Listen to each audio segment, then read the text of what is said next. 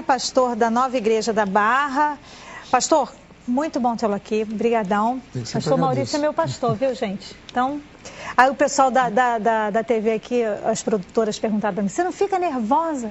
O teu pastor está hoje aí contigo? Não, eu falo, não, eu fico, pelo contrário, agora que eu fico tranquila, porque está tudo em boas mãos, graças a Deus. Agora é o seguinte, nós fizemos o programa sobre dízimos e ofertas, e aí preparamos um pequeno resumo do programa que já rodou uma primeira parte. Quem não viu, de repente, pois dá uma sacada no resumo. Né? É legal o resumo porque você tem mais ou menos uma ideia do que já foi discutido. Veja. Na verdade, quando nós trazemos o dízimo a Deus, a gente está simplesmente dizendo o seguinte, eu reconheço que Deus é a fonte da minha prosperidade, Ele é a fonte do meu sustento, eu estou reconhecendo que Ele está no controle da minha vida e Ele vai continuar no controle da minha vida e nada exterior a Deus tem controle sobre a minha vida. Não é um pagamento de uma taxa, não é uma obrigação, é um reconhecimento em amor de que Ele é o Senhor e tem o direito de todas as coisas, de proteger, inclusive, as minhas finanças. Na verdade, Deus vai olhar para esse dinheiro que você levou, 10% é o que ele encara e reconhece como dízimo. O que vai além disso é oferta. Então, se você levou, em vez de 50, você levou, seu dízimo seria 50, você levou 70, R$20 aí, na verdade, é oferta. Você está acrescentando acima do dízimo, qualquer coisa que você acrescente acima do dízimo é oferta. E oferta não tem um valor estipulado, né? A gente sabe que o dízimo são 10%. Mas a oferta pode ser muito mais ou muito menos. Você pode dar 5% do seu salário como oferta, ou pode dar 50% ou até 100%, dependendo daquilo que for tocado no seu coração. Pois é. Esse foi mais ou menos uma síntesezinha. É claro que haveriam outros pontos, mas a questão do dízimo, ainda só para a gente poder, para quem não acompanhou e não deu para pegar ainda nesse resumo, ela tem dízimo, ela tem uma ligação com a nossa vida, o dinheiro tem um reflexo sobre a forma como a gente encara o dinheiro, é um reflexo muito forte, né? É um reflexo que dá para entender até quem é aquele indivíduo a partir dessa relação que ele tem, não? A maneira como você lida com o dinheiro reflete todo o resto de todo o seu relacionamento com todas as coisas, em especial com aquilo que Deus diz. É por isso que eu não me lembro se no primeiro programa, agora no resumão aí não apareceu, eu não me lembro, mas eu quase tenho certeza que falei isso, que tem gente que tenta fazer uma separação entre dízimo e primícia, mas o conceito é exatamente o mesmo. Primícia é dízimo, dízimo é primícia. E primícia é aquilo que você traz em primeiro lugar, é aquilo que você coloca em primeiro lugar. O dízimo é a primeira coisa, porque é o reconhecimento de que Deus é o sustentador, é o provedor da sua vida, você traz em primeiro lugar para Ele. Então, quando a pessoa faz isso, você vai pegar no Novo Testamento, você vai ver que dois exemplos gritantes de pessoas, como elas lidaram com o dinheiro, determinou a salvação ou a perdição delas. Sim. Uma foi aquele chamado jovem rico, que a Bíblia não diz que ele era jovem, um homem rico, sim, que por causa da maneira como ele lidava com o dinheiro, ele perdeu a oportunidade de seguir a Jesus. E quando Jesus disse para ele, vende tudo que você tem, vem e me segue, ele ficou muito triste e foi embora, porque na verdade o Deus dele era o dinheiro. Ali não havia o cumprimento da lei, né? E ele dizia que cumpria a lei, e no final das contas... Aquele dinheiro era o Deus dele. O Deus dele era o dinheiro. E o outro era Zaqueu. Que a Bíblia não diz que ele levantou a mão, aceitou Jesus, respondeu a um apelo, chorou. Não, simplesmente ele levantou no meio daquele jantar e disse, olha, hoje eu decido devolver tudo que se eu defraudei a alguém, eu vou dar 4 vezes mais e tal. Jesus, mediante aquele discurso que mostrou um novo relacionamento de Zaqueu com o dinheiro, também mostrou que havia um novo relacionamento de Zaqueu com Deus. Jesus se levantou e disse, hoje houve salvação nessa casa. Pela posição da pessoa em relação ao dinheiro, fala muita coisa. Fala, e é tão interessante a gente perceber que o dinheiro ele é colocado nas nossas vidas para ser servo. Ele tem que ser servo. Para ser senhor, né? Nunca deve ser senhor. Ele tem que ser posicionado, mas essa posição somos nós que acabamos escolhendo e não o dinheiro, né? Mas a cruz é o filtro, né, pastor? A gente sabe que a cruz é o filtro que faz o marco divisório da velha aliança, da antiga aliança e da nova aliança, né, em Cristo Jesus.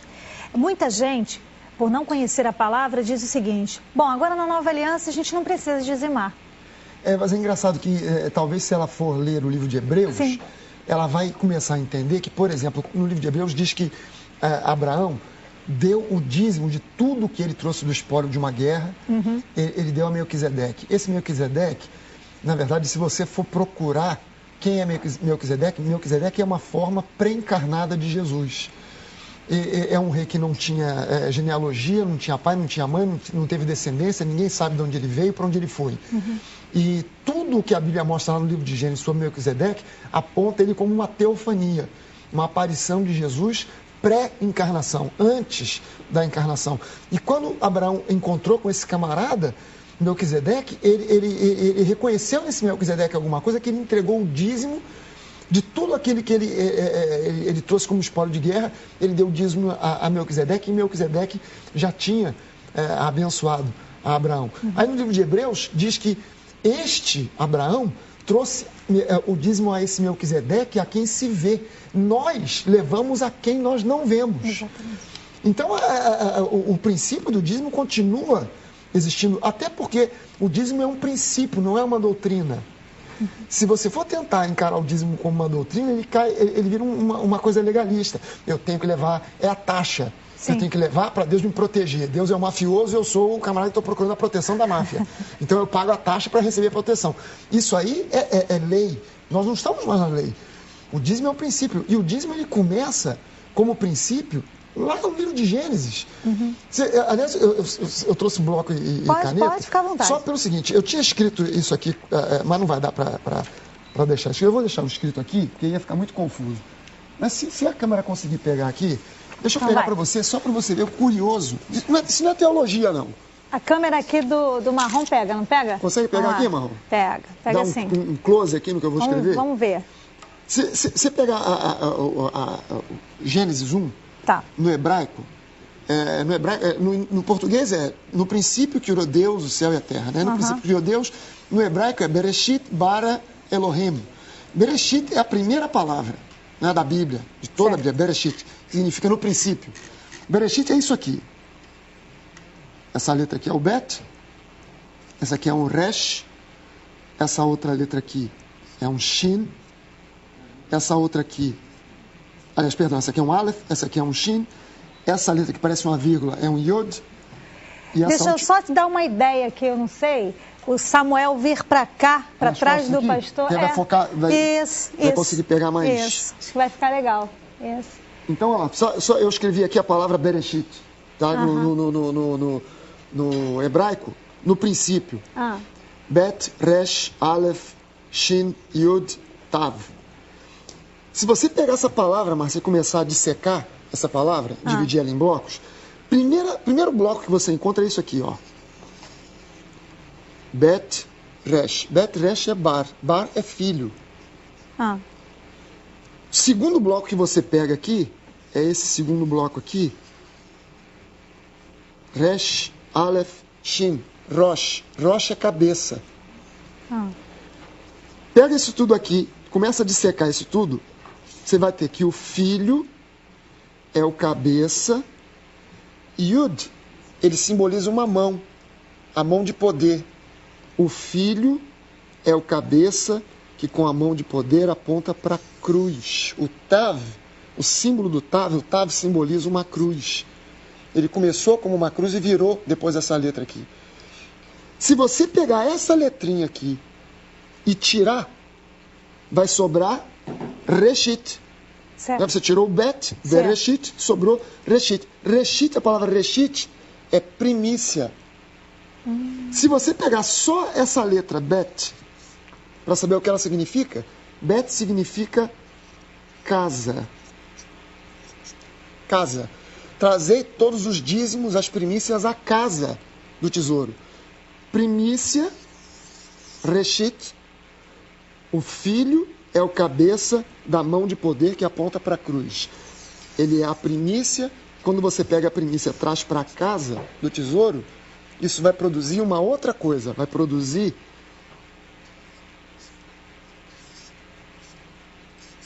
essa palavra aqui, azer. Azer é riqueza em hebraico. Riqueza ou feliz. A palavra bem-aventurado é isso aqui, azer. Essa palavra, se você pegar cada letra, essa letra aqui é o Ain. Ain significa olho. Essa segunda letra aqui, o Shin, é a letra que tem... Sabe aquilo que o pessoal chama de mezuzá? Que é aquela coisinha de ferro, aquele recipiente de ferro que tem na porta de todo judeu? Uhum. A única letra que tem no mezuzá é essa letra aqui, Shin, que significa o próprio Deus. Ela significa paz e é o símbolo do... É a letra mais sagrada para o judeu, é o Shin, que representa o próprio Deus. Essa última letra aqui, o Resh, significa cabeça ou líder. Quando você bota os seus olhos em Deus como líder da sua vida, isso produz riqueza. Felicidade. Só que se você acrescentar uma outra letra nessa palavrinha aqui, deixa eu escrever ela de novo aqui, só para não ficar muito confuso. Se você acrescentar uma outra letrinha aqui, que é o Mem é isso aqui. O Mem, antes dele virar Mem, o símbolo dele era isso aqui, ó. Água.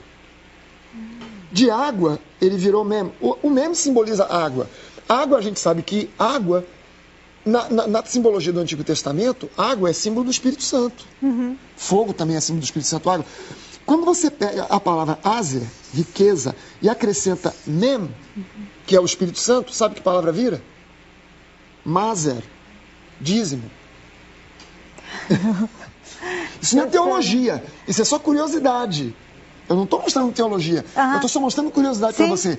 Quando você traz, pela inspiração do Espírito, o dízimo, isso provoca que o Espírito transforma o dízimo em riqueza, em felicidade na sua vida.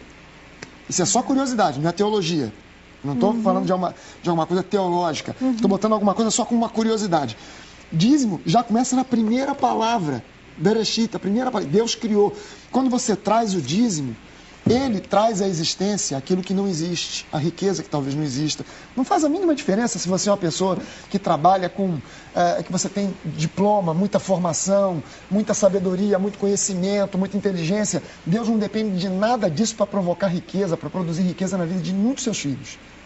Ele pode produzir riqueza na vida da pessoa mais simples, mais humilde, com menos formação, mediante o simples ato de dizimar.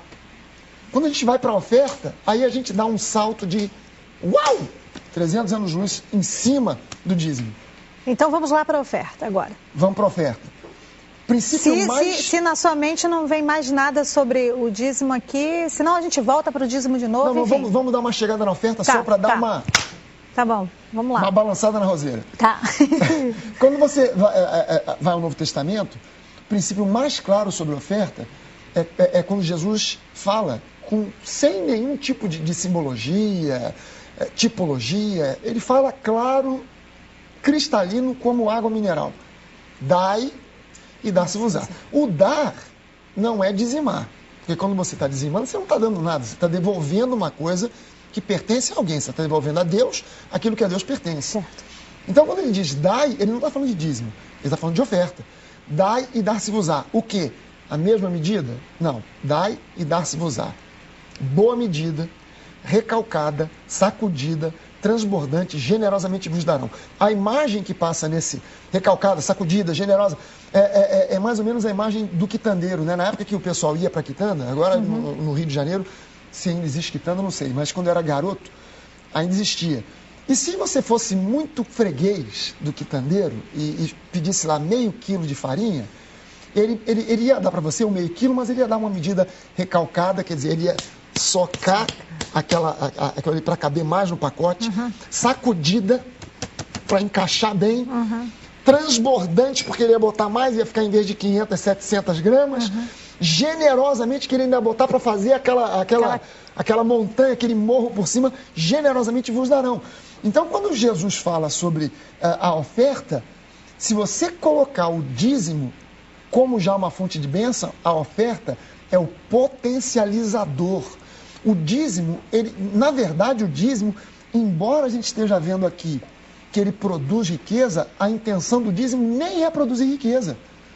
Porque, na verdade, quando no Antigo Testamento Deus fala sobre o dízimo, ele diz, olha, vocês por não trazerem o dízimo, é como se vocês pegassem o salário de vocês e botassem no saco furado. Então, na verdade, quando você traz o dízimo, é como se você tapasse o buraco. E aquilo que está ali, ele não multiplica. Mas só o fato de estar protegido e não escoar pelo buraco, já vai produzir no final do mês sobra, lucro, ganho.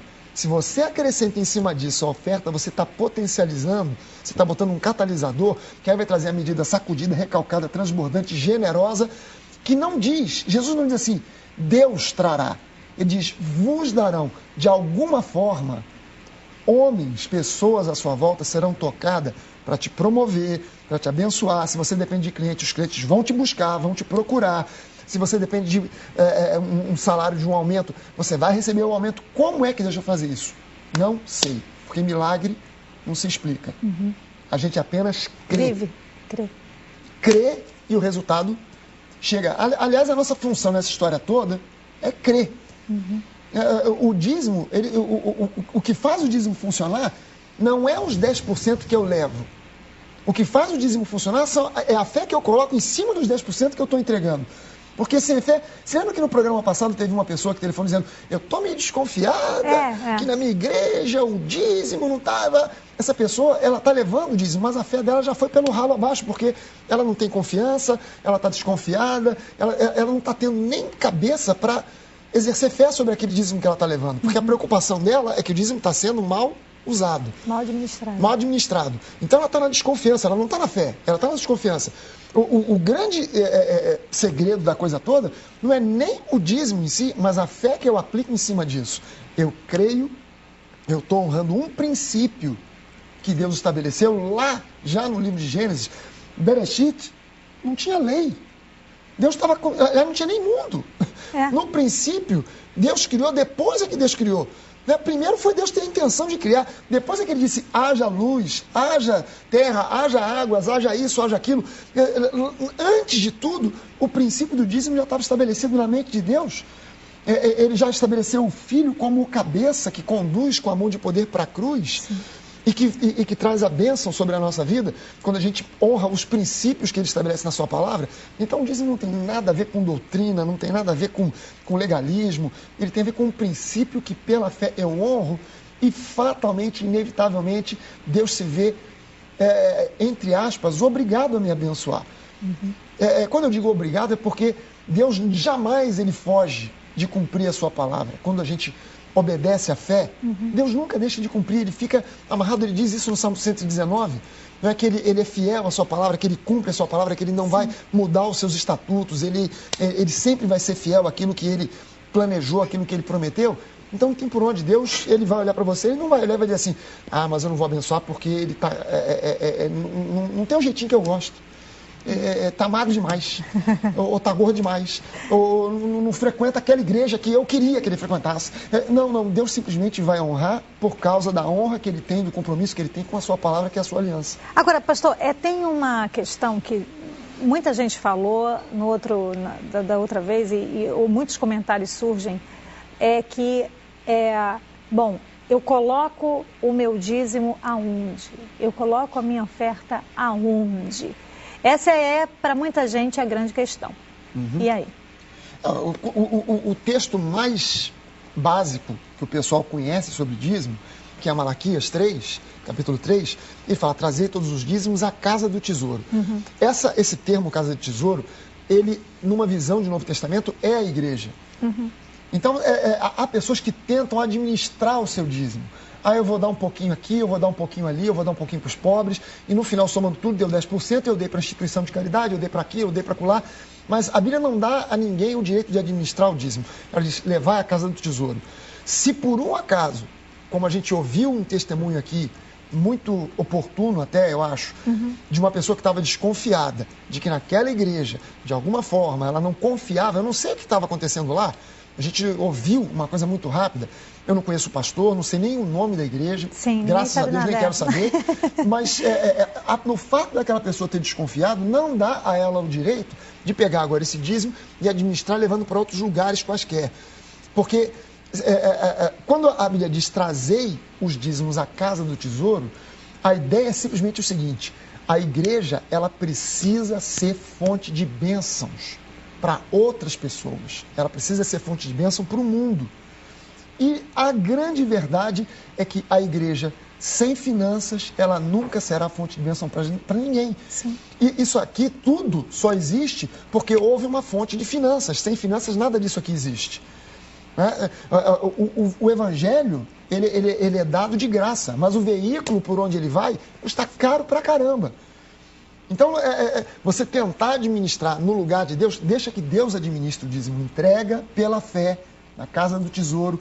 Procura uma igreja que você confie, procura um pastor que você confie, mas entregue ali para que ele possa ser feito. Trabalho de missões, televisão, rádio, programas evangelísticos, bons instrumentos na casa de Deus, um bom lugar para acolher as pessoas, com espaço, com conforto, com ar-condicionado. Então, isso tudo vai depender da fé da pessoa, Sim. de levar, de não tentar ficar administrando. Eu desconfio que a igreja não vai administrar legal, então vou dar, desses 10%, eu vou dar um pouquinho no orfanato, um pouquinho para os velhinhos, um pouquinho não sei para quem, um pouquinho para minha sogra, e não vai dar certo. Olha, vamos para o intervalo, voltamos já já.